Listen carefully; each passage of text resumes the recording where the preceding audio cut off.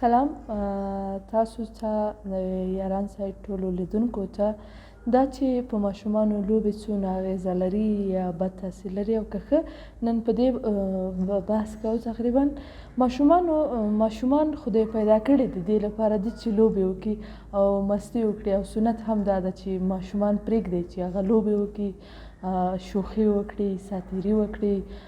له ماشومانو نه هیڅ مور او پلار باید دا توقع ونه لري چې هغه کښېني کومه مصنوعي ولیکي یا هم د مصنوعي په څېر یو غټ کتاب ولیکي.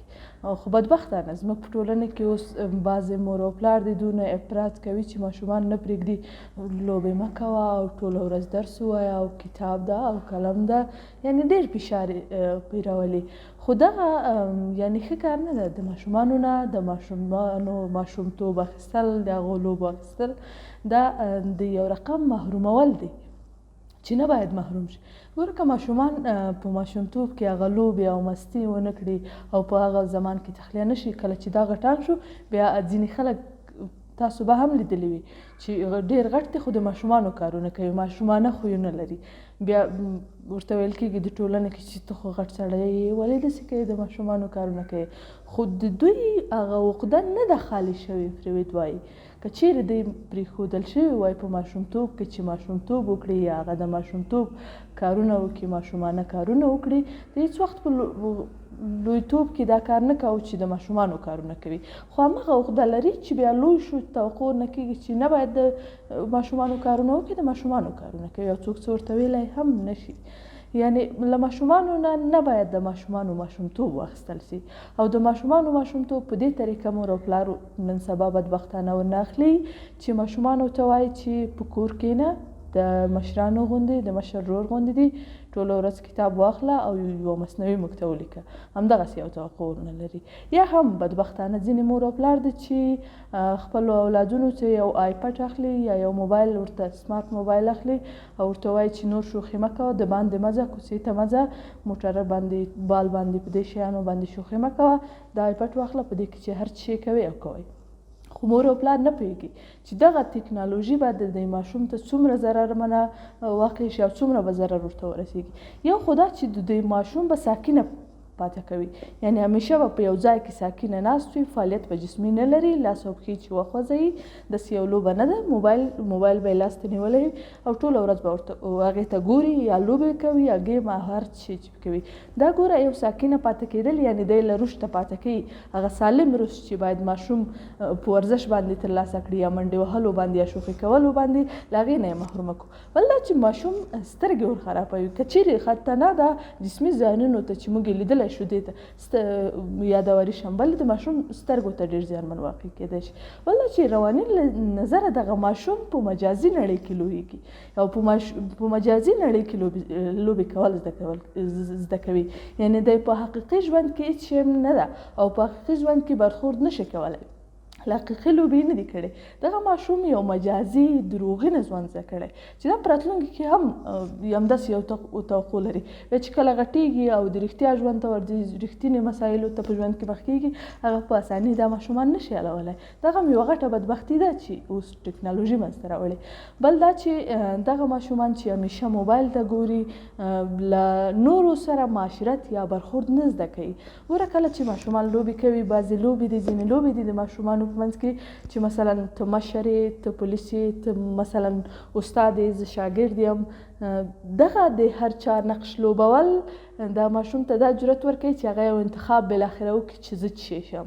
هغه هم په حقیقي نړۍ کې رهبریت ډېر ښه زده کوي. په ځینې لوبې دي د ماشومانو لپاره شوخي کوي، ماشومان دغه رهبریت ډېر ښایسته زده کوي او ډېر ښه رهبر ورسره جوړېدای شي که چیرې کوم ماشوم ډېرې لوبې کړي.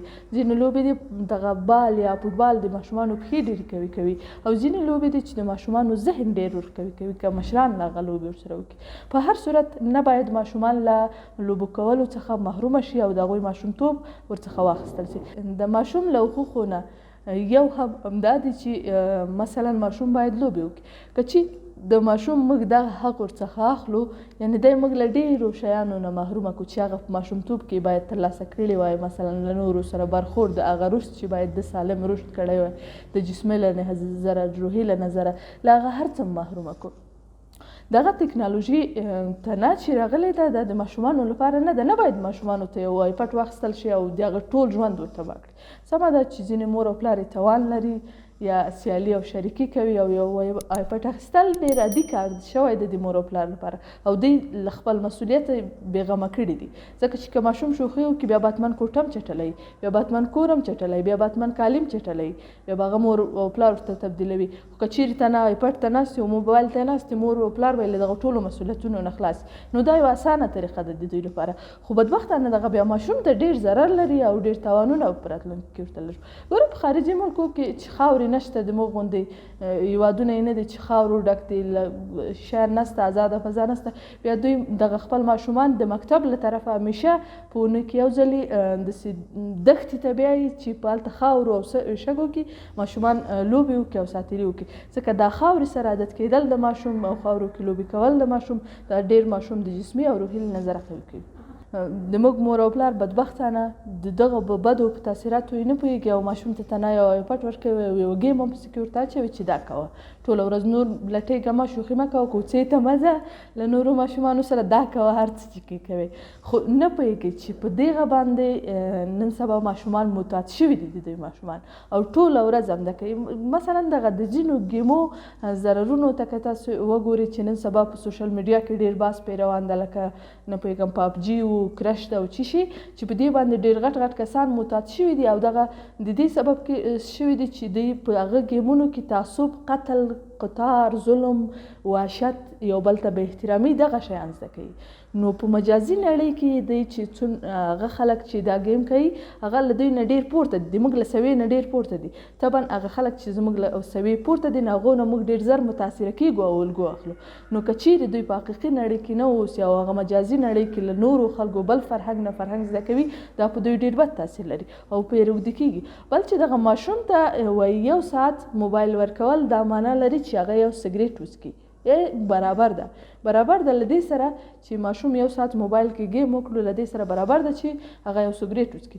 نو هیا تاسو غواړئ چې تاسو ماشومان روږدي وي او مثلا سګرټ څکي، سګرټ څومره بد به په ځینو مندو ولګېږي چې نه زما زوی خو تنها موبایل ته ګوري، گیم کوي، دا څنګه وایي چې یو سګرټ زه وایم بهتره ده له دې نه چې هغه ماشوم په موبایل اخته دی، داسې یو ضرر ورته لري هغه جسم او روح ته. دغه چې موږ ماشوم څنګه د موبایل یا ټکنالوژي له اعتیاد نه خلاص کړو، ډېرې لارې چارې شته. اول خو بیا هم په اول قدم کې وایم چې که چیرې زموږ ماشوم په دغه ناروغۍ اخته دی نو ښه دا ده چې موږ خپل ماشوم هرواپو ته بوزنو او له هغه څخه کار وکړي. بل دا چې ورو ورو موږ کولی شو ماشوم نه یعنی دغه موبایل اخواته کو او په یوازې ورته یو موټر واخلو یا هم ورته یو توپ واخلو یا هم ورته د ساتیري ځینې سامانالات واخلو نو موږ به دغه ماشوم کولی شو تر څو د موبایل ځای ورته ونیسي او حقیقي لوبې وکړي. بل دا چې ماشوم پارک ته بوتلل یا حقیقي ځایونو ته د تفریح لپاره بول هم ماشوم د موبایل له اعتیاد څخه خلاصولی شي. وګورئ بدبختانه زموږ په ټولنه کې هم اوس بلاکونه جوړ شوي دي او د ماشومانو لپاره هیڅ داسې ځای نشته چې هغه لوبې وکړي. که د ماشومانو لپاره پارکونه جوړ شي، هغه هم په خاورو کې پارکونه جوړ شي، ټال جوړ شي، نو هغه به هغه حقیقي لوبې وکړي او رښتینې لوبې به وکړي او دوی به له دغه د موبایل د اعتیاد څخه تر ډېره بریده خلاص شوي واوسي. بل دا چې هیڅ اړینه نه ده چې موږ یو ماشوم ته سمارټ موبایل واخلو یا آیپډ ورته واخلو او د هغه له ډېرو مسؤلیتونو نه ځان بېغمه کړو.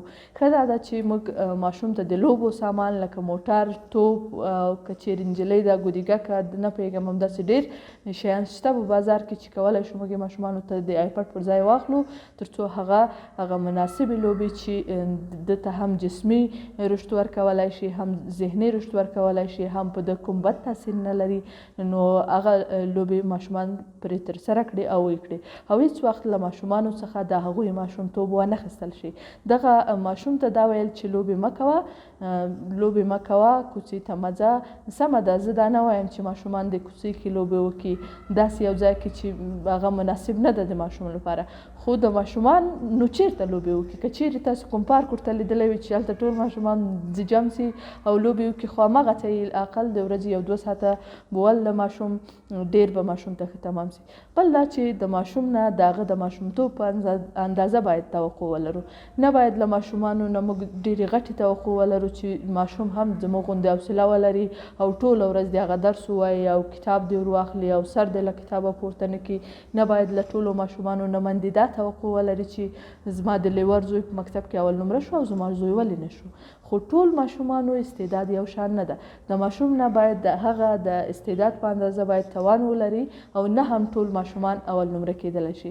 د ماشوم استعداد باید وپېژندل شي او هغه په خپل استعداد کې تشویق شي چې چیرته استعداد لري، هماغلته یې انرژي سوق کړو. هېڅ وخت له ماشوم څخه د هغه ماشومتوب وانخیستل شي. مننه، خوشحاله اوسئ، سلامت اوسئ.